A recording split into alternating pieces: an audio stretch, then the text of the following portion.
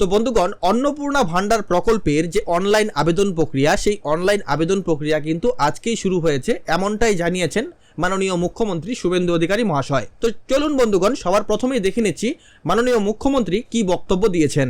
অন্নপূর্ণা যোজনা নিয়েও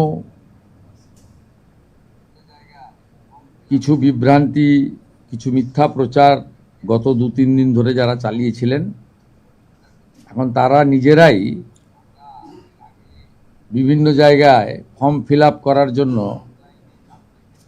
এগিয়ে এসেছেন এবং জনগণও সহযোগিতা করছে।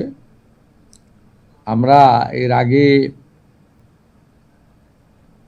অফলাইনে চালু রেখেছিলাম, আজ থেকে অনলাইনেও চালু হয়ে গেছে এবং আমাদের 20 জন আধিকারিক, প্রিন্সিপাল সেক্রেটারি লেভেলের অফিসার জেলায় জেলায় গিয়ে এই কাজ মনিটরিং করছে এবং আমরা আশা করছি বুধবার খুব বড় সংখ্যায় আমরা ট্রান্সফার করব এবং সেই দিন রাজ্যের বিভিন্ন ব্লকে, এসডি অফিসে, মিউনিসিপ্যালিটিতে এই কর্মসূচি সূচনাতে আমাদের ছোট একটা ইভেন্ট হবে এবং আমরা নবান্নর সভাগৃহ থেকে রাজ্য মন্ত্রিসভার সদস্যদের উপস্থিতিতে একটা মিডিয়া ইভেন্টও করব।